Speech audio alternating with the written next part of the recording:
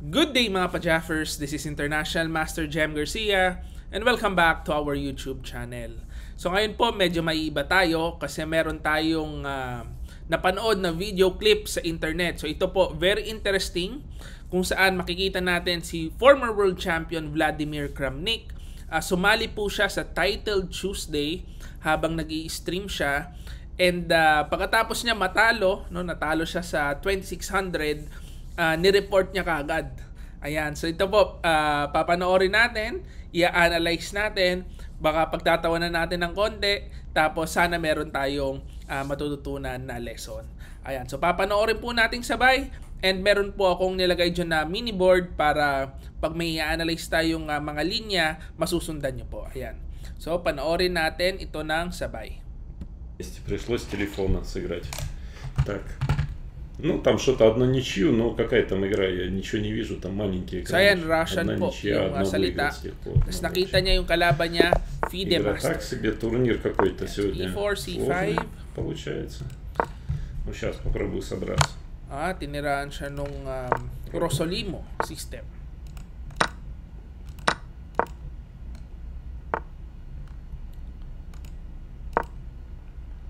So normal development lang po yung nangyayari ngayon. Castling, E5, Queen E3, Knight C5. So atakado yung pawn sa E4, Knight C3, depensa lang. Bishop E7, H3, B5. Actually, parang lumalamang na yung itim dito, no? Kasi malakas na yung Bishop B7 parating eh. Threat yung E4 pawn. So, isip ng konti si FM Artem. Ayun, B4. Counter play. Knight E6. A4. Parang umokay ang posisyon ng itim, no? Ng white. Kasi merong target sa A6. Castling. Bishop B2.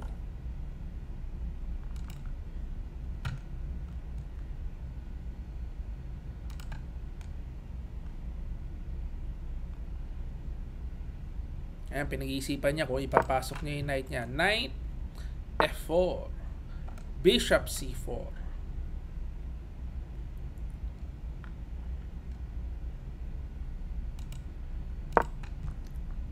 Queen D7. So masama ang balak ni Kramnik. Rook A1, ito po balak niyan eh, no? Magna Knight D7 ganun, kakain. Kaya siya na Queen D7. May threat sa H3.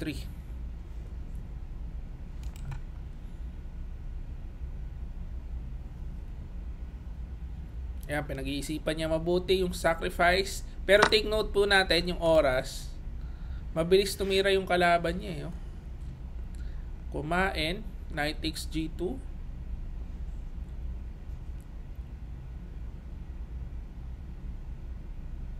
Parang hindi niya nakita yon. Hindi niya nakita yun. Napaisip siya eh.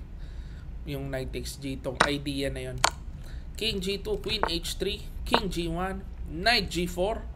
Sumusugod dito si former world champion Kramnik.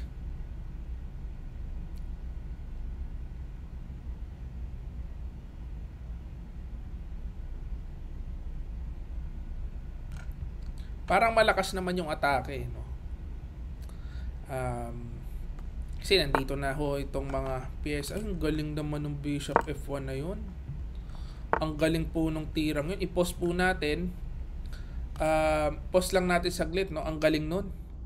Bishop F1 kasi naka-threat yung queen.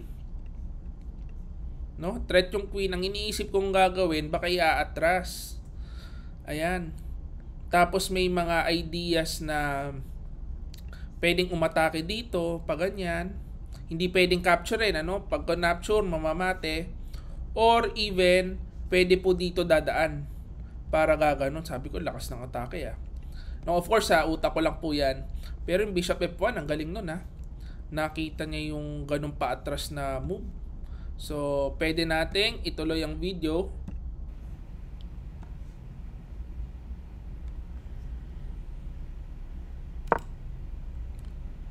F5. So I guess yung threat po dito, kakapture, and then kakapture, and then mate. Yan po ang threat niyan.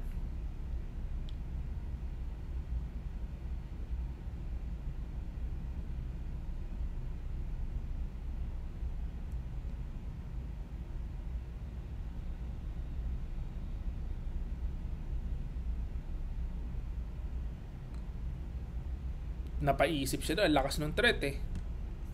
Pero baka bishop g2 lang depensa. Bishop b7. Ay, pause lang natin saglit, no?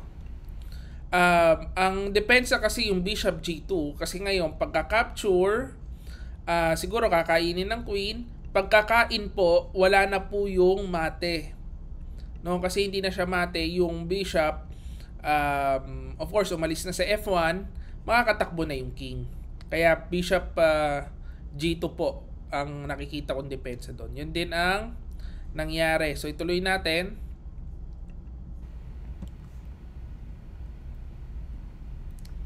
Bishop B7, nag B5. So kung ma-counterplay sa queen side itong si Artem. Not to mention yung B5, open po yung rook para may depensa rin sa E4.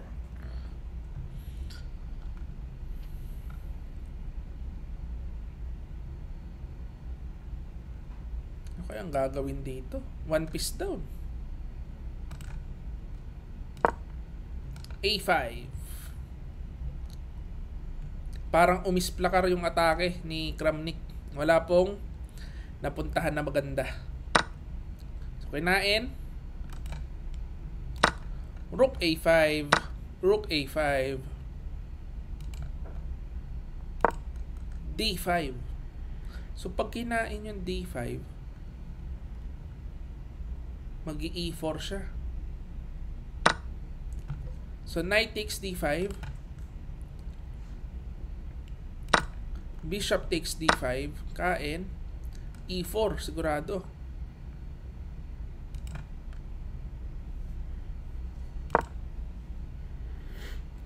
So, pinapaalis yung knight para makapag-check. And may mga ganitong idea si Kramnik. Rook A7. Naku po. Ang lakas ng Rook A7 na yan.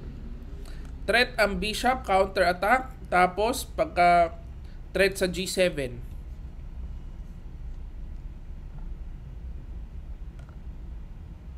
Ang lakas ng ano? Lakas ng Rook A7. Hindi makagalaw yung bishop. Mate.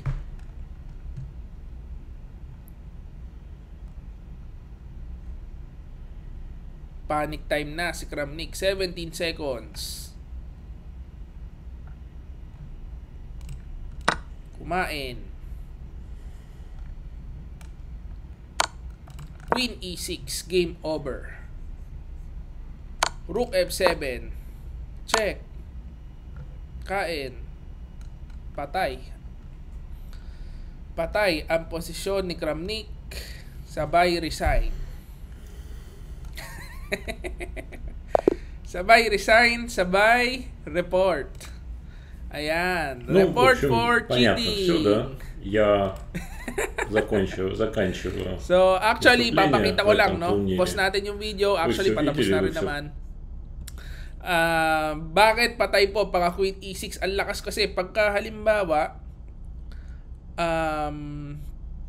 umiwas yung king, no? Malakas na sana, threatening checkmate na, kaso mauunahan may bishop G7, ito po ang pamatay na move. Pag kumain, kain, tagos ang atake ng puti. So force po pag takip ng rook. Of course, pag tinakpan mo ng queen, one piece down ka, queen to queen, kain. Actually, hindi pa nga kailangan, baka ma-windmill pa no? Kakainin mo na dito. Tapos may discovered attack pa. So hindi rin pwedeng takpan ng queen. So na persa po, takpan ng rook. Kaso kita nung FM yung good move. Dito resign kasi pag kumain ng king, merong check ng bishop and then checkmate. Ayan ang nangyari kay Kramnik. Kaya bigla siyang report. So actually ito pong game na ito, parang pabalagbag kasi yung sacrifice ni Kramnik doon no. And ganun po talaga ang chess. Minsan gagana yung sacrifice, minsan hindi. So dito medyo napunta sa wala yung atake ni Kramnik. And of course, nag-report siya. Yan po, pwede naman talaga mag-report. Kahit sino pwede mag-report. Pero kung a-actionan ng chess.com yan or hindi, chess.com na po yung bahala dyan. So, tinitingnan ko dito, parang hindi naman na-ban itong si FM Artem Diachuk based sa chess.com. Ayan. So, yan po ang ating video for today. Makikita nyo, kapag natatalo talaga, kahit former world champion, basta pag natalo, report ka agad. So, ayan po ang ating video for today. Hopefully, na-enjoy nyo ang ating video. Kung na-enjoy nyo, please like this video and subscribe to our YouTube channel. This is International Master Jem Garcia. See you again next video. Bye-bye.